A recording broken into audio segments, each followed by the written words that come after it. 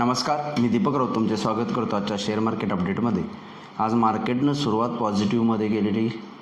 Gap up ओपनिंगच्या सोबत जो आपला रेजिस्टन्स पॉईंट होता काल आपण डिस्कस केला 24,850च्या आसपास ओपन झाला आणि मोस्ट ऑफ द टाईम निफ्टीचा तो रेजिस्टन्स इंटॅक्ट राहिला 24,800 आणि 850 या 50 पॉईंटच्या रेंजमध्ये येऊन ऑलमोस्ट 24,800च्या 10-20 पॉईंटवर खालीच ट्रेड करत राहिला. मार्केट 24,800च्या खाली नाही गेलं. 24,820-30 24,820-30 या रेंजमध्ये स्टॅग्नंट मूव मिळाली निफ्टीमध्ये. बँक निफ्टीमध्ये तेजी बघायला मिळाली, पण बँक निफ्टीला सुद्धा 51,000 जो रेजिस्टन्स लेवल आपण काल डिस्कस केलेला तो क्रॉस होऊ शकला नाही, पण 51,000च्या आसपास most of the time bank निफ्टीसुद्धा ट्रेड करत राहिली. ओव्हरऑल मार्केटमध्ये आज गॅप अप ओपनिंगनंतर एक फ्लॅट ट्रेडिंग 24,820च्या आसपास निफ्टीमध्ये आणि 51,000च्या आसपास बँक निफ्टीमध्ये बघायला मिळालं.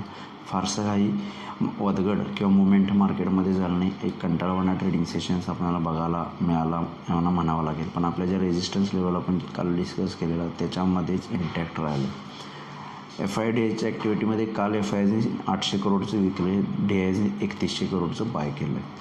उद्यासाठी ट्रेड करायचं झालं तर निफ्टी अजूनही जोपर्यंत 24,850 जो महत्त्वपूर्ण रेजिस्टन्स आहे त्याच्यावरती मेंटेन राहत नाही तोपर्यंत फर्दर अप मूव येणार नाही. त्यामुळे जर 24,850च्या वर मेंटेन राहिला तर मे बी निफ्टी 25,000पर्यंत जाऊ शकतो. 24,850च्या अबाव जाण्यास मेंटेन होणे जर सक्षम राहिला नाही तर थोडं 24,800 एक सपोर्ट आहे. 24,800च्या खाली आला तर मात्र 24,700पर्यंत येऊ शकतो. निफ्टी 24,800च्या खाली 24,850च्या अबाव मेंटेन राहिला तर 25,000पर्यंत जाऊ शकतो. या लेवल्सनुसार तुम्ही ट्रेड करू शकता. बँक निफ्टीमध्ये सुद्धा 51,000च्या वरती मेंटेन राहिला तर 51,200पर्यंत बँक निफ्टी जाऊ शकतं. अदरवाईज 51,000च्या खाली मेंटेन राहिला तर मला वाटतं 50,700 ते 50,500पर्यंत बँक निफ्टी थोडं खाली येऊ शकते. त्यामुळे बँक निफ्टीमध्ये या लेवल्सनुसार तुम्ही ट्रेड करू शकता. आजचा FIDIचा डेटा अवेलेबल अजून झालेला नाही. आज NSEमध्ये 1,460 शेअर्स वाढले, त्या बाजूला 918 शेअर्स पडलेत. निफ्टीमध्ये 27 शेअर्स वाढले, त्या बाजूला 23 शेअर्स पडलेत. वाढणाऱ्या पडणाऱ्या शेअर्सची संख्या निफ्टीमध्ये ऑलमोस्ट बऱ्यापैकी जवळपास सेम आहे. NSEमध्ये थोडे वाढणारे शेअर्स चांगले आहेत, पण सेक्टर इंडिसायझेसमध्ये सुद्धा कोणत्या सेक्टरमध्ये फारशी पडझड झालेली नाही.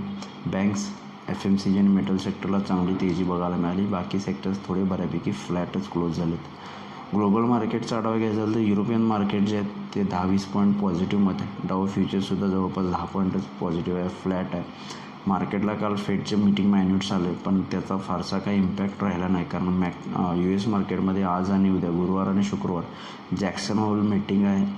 एक महत्त्वपूर्ण मीटिंग मानली जाते US फेडरलच्या इतिहासामध्ये. त्यामुळे तिथून फेडरल चेअरमन काही संकेत फर्दर व्याजदर कट बाबतीत देऊ शकतात का किंवा काही स्टेटमेंट करतात का हे बघणं गरजेचं आहे. FOMC मीटिंग मायन्यूट्सनुसार हे कन्फर्म झाले की ऑलमोस्ट बहुतेक सप्टेंबरमध्ये एखादा 25 बेसिसचा रेट कट येऊ शकतो, हे मीटिंग मायन्यूट्समध्ये दिसतं आहे. पण ओव्हरऑल कन्फर्मेशन या जॅक्सन होलच्या मीटिंगमध्ये आज उद्यामध्ये जर काही मिळालं तर त्यानुसार डाऊ जोन्सची अमेरिकन मार्केटची रिॲक्शन होईल आणि त्यानुसार आपल्या मार्केटची रिॲक्शन होईल. त्यामुळे मार्केटचं ओव्हरऑल लक्ष उद्याच्या सेशनमध्ये राहणार आहे ते जॅक्सन होलच्या मीटिंगवर आणि ग्लोबल मार्केट्सवर. बाकी आपल्या मार्केट्समध्ये टेक्निकल लेवलनुसार ज्या पद्धतीने मग अशी लेवल साकलं त्यानुसार ट्रेड होऊ शकतो. तर बघूया उद्या मार्केट्स कशा पद्धतीने बिहेव होतात. माझा व्हिडिओ ऐकला त्याबद्दल धन्यवाद.